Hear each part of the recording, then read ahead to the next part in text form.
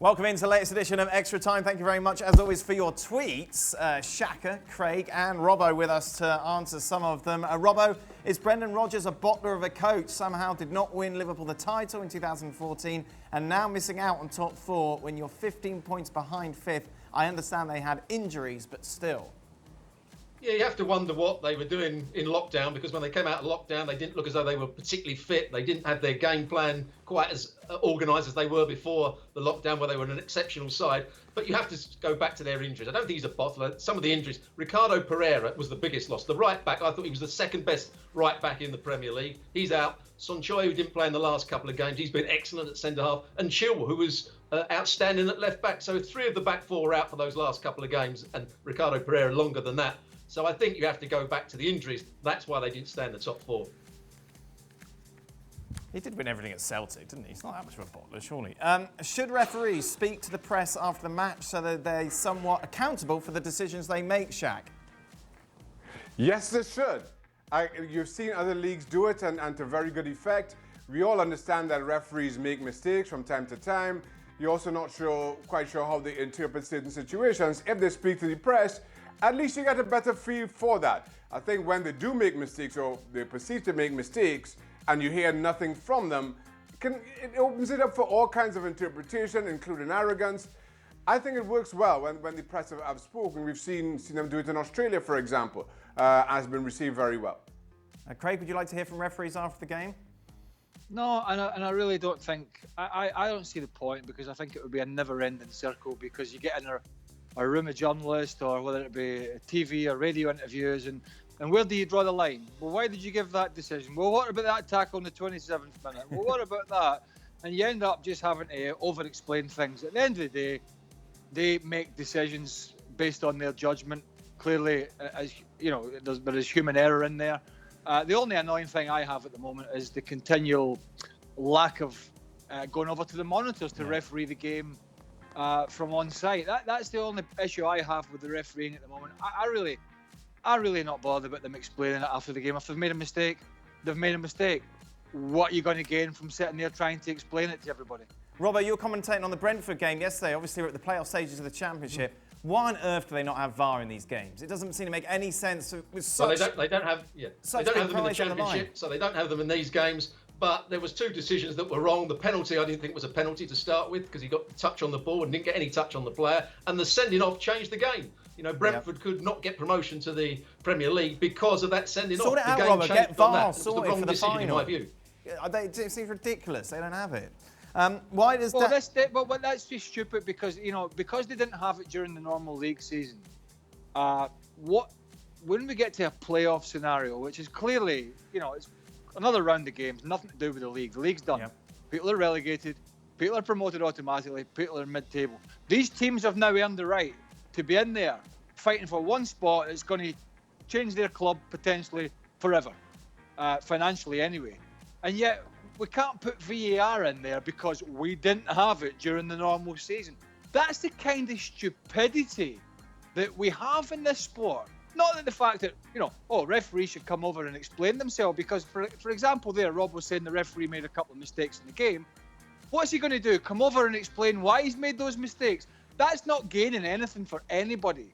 But the problem is the VAR and the technology and how they use it in England. That is the biggest issue. Shaka, why does Dan continue to deny you your... Why does Dan continue to deny Shaka from giving the fans his power rankings?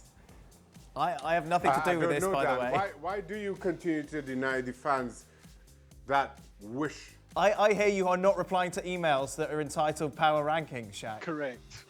that's not at all true. I haven't received any emails titled power rankings. If there's any emails, text messages, or voicemails that have rankings in there, then he's got an automatic built-in delete button that just says no chance. Right, let's get to the business end of things, Robbo. When will Stewart Robson publicly apologise for his horrific takes disrespecting Zidane as a manager last fall? How are viewers expected to ever take him seriously again? Well, probably not. No, I apologise profusely. Zidane, I thought at the time, wasn't doing particularly well. The team looked as though they were all over the place. They had a poor couple of Champions League games. They were beaten easily in the pre-season games. They looked an absolute shambles. Bale was having his problems with the manager. The manager wanted him out. That was all going wrong. The same with James Rodriguez. That was all going wrong. And it looked as though it was a ship that was sinking. But the players and Zidane got it all together. It helped that Barcelona didn't play particularly well this year. But I apologise to Zidane because he's eventually shown a great deal of man management. I'm not sure he's the best coach in the world, but his man management of very good players seems to be exceptional. And he did well to win the title. I don't know. What's the worst take? You saying that about Zidane, or Craig saying that United should have sacked Ole Gunnar Solskjaer and now he's led them to third in the table? Huge. I say Craig got it more wrong than I did. Huge. I mean, huge to third in the table. Oh, and a massive points total of how many? 66 points. Oh, there's only what? 10, 11 wins behind Liverpool. 33 points. Wow.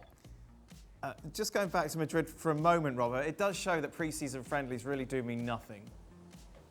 It wasn't just based, it was based mainly on what we saw pre-season, but there were 2 or 3 games right at the start where they didn't play well. Remember when they played, I'd done Bruges in the qualifying round of the Champions League. Then Bruges were, I think, a couple of goals up against Real Madrid in the Champions League, and they were totally caught on the counter-attack. They looked all over the place at one point. They didn't look fit. It looked as though they hadn't done any proper work. They didn't look as though they had any tactical idea. And suddenly it all came together, and you have to give him credit for that. You know, we talked about Lampard turning things around and changing his mind on players.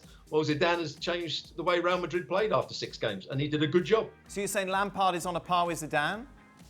Not yet, no. No, not in terms of... Probably his man management is good. He's still got a little bit of work to do, probably tactically, and he's still got a little bit of work to do to make him a top-class manager. Maybe one day he'll manage Real Madrid. Well, maybe, and win 4 Champions I Leagues. love this.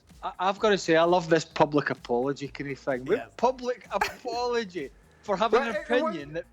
It wasn't really an apology though. I like how Robbo said. Zidane's a good manager. I still think he's a terrible coach though. Do these people actually think, or people are going to publicly apologise for having an opinion, and maybe somebody proves you wrong? I mean, surely that's better than sitting watching these mundane shows and analysis programs where people sit in the fence for months and months and months until something actually goes well with the club, and then you go, "Oh, I said that was going to happen." No, you didn't. You sat in the fence at the time and said, "Well, I don't know. We'll have to wait and see." How boring are they? Seems like fans are forgetting the 3-month break, Robbo, and are complaining the off-season is so short. The players will be fully fresh by the beginning of the season, correct? Yeah, they should be. I mean, they've had a little spell of a lot of games in a short space of time. The players that go to the Champions League, well, the clubs that are in the Champions League won't have that much of a break, but some of the other ones will have a decent break. I don't think it's a problem for the players. They've had their rest in the lockdown. They'll have a little rest now of probably a month before they start their training again. I don't think it should be a problem. The players should be fit come the start of the season. The problem might be at the end of the season with those players going to the European Championship. Dan, if we have any of these discussions during the season when it all starts up again, yeah. If anybody comes on, if anybody's out there being quoted, of moaning about players, about fitness, about tiredness, about lack of breaks, we're just going to absolutely muller them. Because as Rob was, we talked about this last week.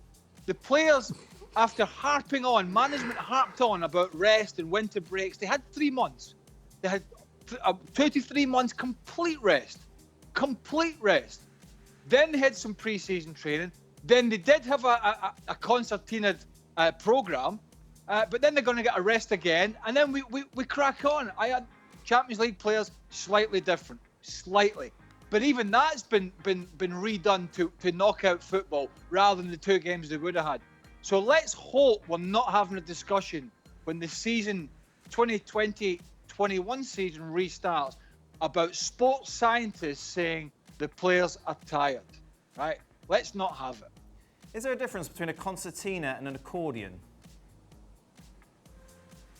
Well, I don't know why. No, I'm just interested. I haven't heard concertina for a while. It made me think accordion. Well, you don't hear it. You haven't heard it for a while because every now and again I just try and be a wordsmith. Well, yes, concertina. And I bring things out there.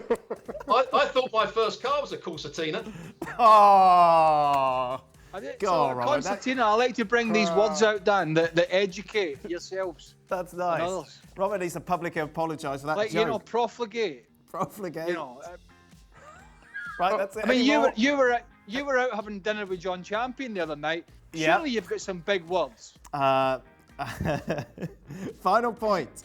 Would Shaka like us to start a GoFundMe to get him an AC unit? I can't watch him suffer any longer. Because it's very loud, Shaka. I have an AC unit, but you keep making me switch it off, Dan. What, because it's really loud?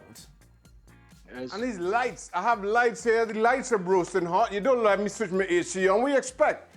And I can't even do my power rankings. Oh, it's a hard life. I've got no lights God, here. no. I had our colleagues come round again today to take the television.